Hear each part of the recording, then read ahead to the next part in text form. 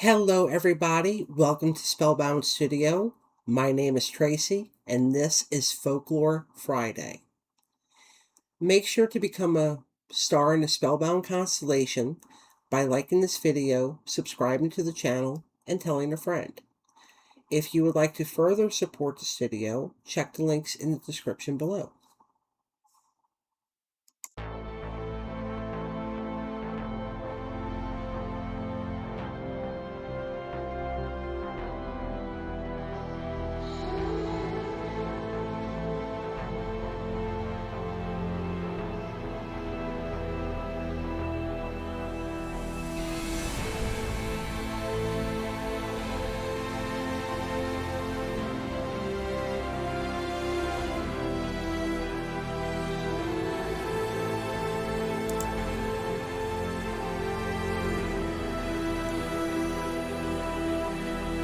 Persephone is one of the most misunderstood figures in Greek mythology, not because her story is obscure, but because it has been flattened, simplified, and moralized in ways that strip her of agency, complexity, and power.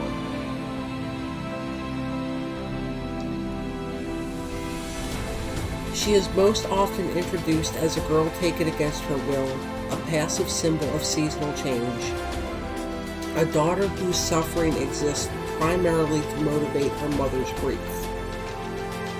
But Persephone is far older, stranger, and even more formidable than most versions suggest.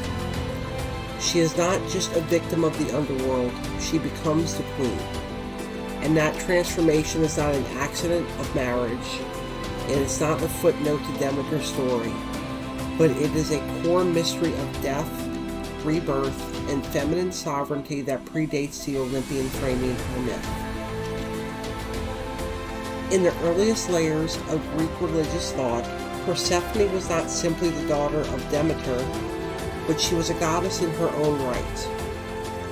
Her name is possibly derived from roots meaning to destroy or to bring death, which hints at an original identity that was far darker and more potent than the later image of the innocent maiden gathering flowers would suggest.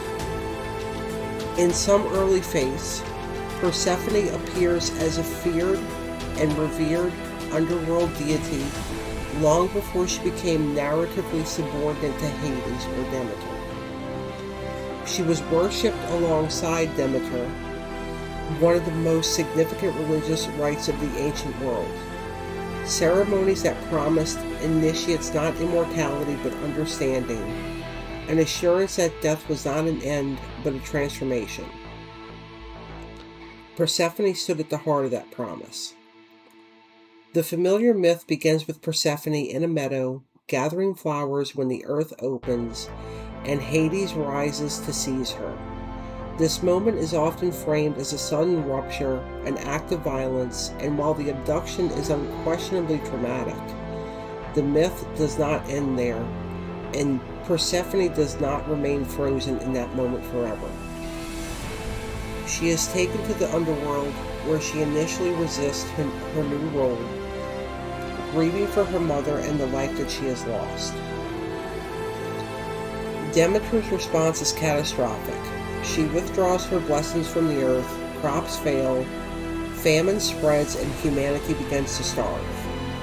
The gods intervene not out of compassion, but necessity. Persephone must return, or the world will die. But the compromise that follows is not a full restoration. Persephone has eaten the seeds of a pomegranate, a rich fruit with symbolic weight associated with blood, fertility, and binding oaths. By consuming it, either by trickery or choice, depending on the version, she binds herself to the underworld. She will return to the surface, but she will also return below. She will belong to both worlds, fully claimed by neither. And this is the moment where Persephone's identity crystallizes. She is no longer the sweet, innocent maiden. She becomes Persephone, queen of the dead, ruler of the liminal space between life and death. The duality is the core of her power. Persephone is not a goddess of simple rebirth like a spring flower returning after the winter. She is a goddess of irreversible change. What descends does not come back the same. The girl who enters the underworld does not emerge untouched, and she emerges a woman, and she is not defined solely by her loss.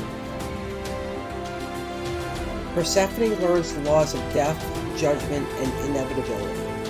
She becomes a figure who receives souls, who enforces boundaries, who understands grief from both sides.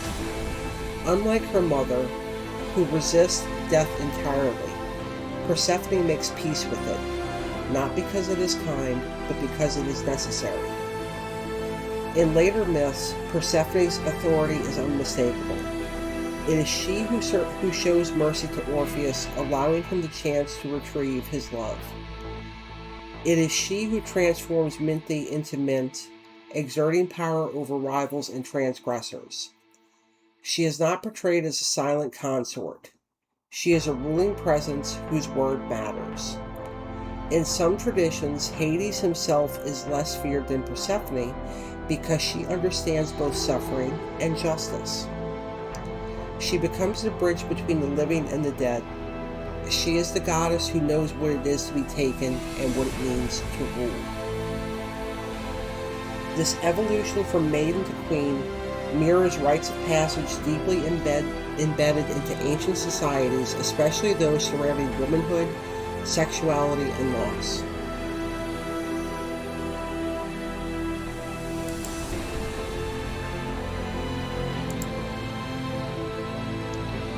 Persephone's descent can be read as a mythic articulation of puberty, marriage, trauma, or initiation, but it is not limited to any single interpretation. What matters is not the descent itself, but the permanence of the knowledge gained there. She is changed forever, and that she does not seek to undo that change. She integrates it. This is why she remains such a powerful figure for modern audiences, especially those who have experienced trauma, grief, or forced transformation. Persephone does not represent innocence regained. She represents power reclaimed after the innocence is gone. In modern pagan practice, Persephone is honored as a goddess of transformation, shadow work, grief, boundaries, and cyclical identity. She is often invoked by those navigating loss, identity shifts, or the aftermath of profound change. Offerings to Persephone tend to reflect both her surface world and her underworld aspects. Pomegranate seeds are the most iconic, symbolizing choice, blood, and binding. Red wine, dark berries, honey, bread, and incense such as myrrh or frankincense are also common. Flowers, especially spring blooms like narcissus, acknowledge her maiden aspect, but black candles, bones, keys, and soil honor her darker side, her underworld side. Acts of devotion often include journaling, ancestral work, grief rituals, or meditative practices focused on integration rather than release. Persephone is not a goddess who demands purity. She responds to honesty. While she is associated with seeds and keys, torches, crowns, and thresholds, seeds represent latent life hidden within death, potential that requires darkness to germinate. Keys signify her authority over the underworld and her role as gatekeeper between realms. Torches are used to recall Demeter's search, but they also represent illumination within darkness, knowledge carried through grief. Persephone's colors are red, black, and green. This reflects blood, death, and rebirth. She is a goddess of cycles, but not gentle cycles. Her seasons are earned.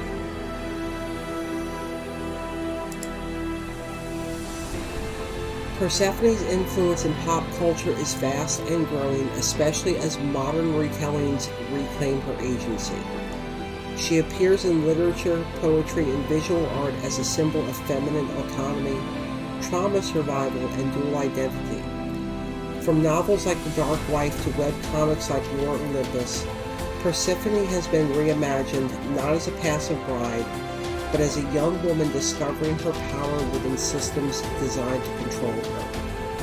While some retellings soften the violence of her abduction, others confront it directly. They reframe her descent as a process of self-definition rather than loss alone.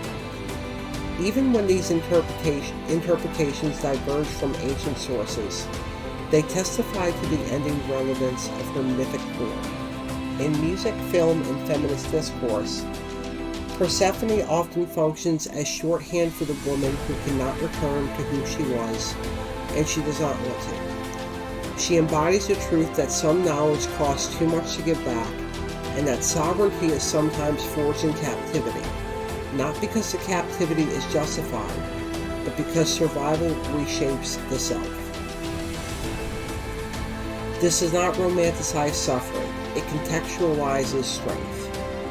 Persephone's power is not derived from endurance alone, but from adaptation, boundary setting, and the refusal to be defined by a single role. To work with Persephone is to accept complexity. She is not light without shadow, and she is not shadow without light. She teaches that dissent is not failure, that grief can coexist with authority, and that identity can be plural without being fractured. Persephone stands for those who live between worlds, between versions of themselves, between past and future. She reminds us that the underworld is not merely a place of punishment, but of truth, and that ruling it requires courage, clarity, and an unflinching acceptance of what is. Persephone remains compelling because she is not redeemed by return. She does not escape the underworld, she governs it. She does not erase her trauma, she incorporates it into her crown. And in doing so, she offers a myth that not of restoration, but of transformation, that honors what was lost without surrendering to it. In a world that still demands women remain unchanged by suffering, Persephone stands as a testament to the power of becoming something else entirely.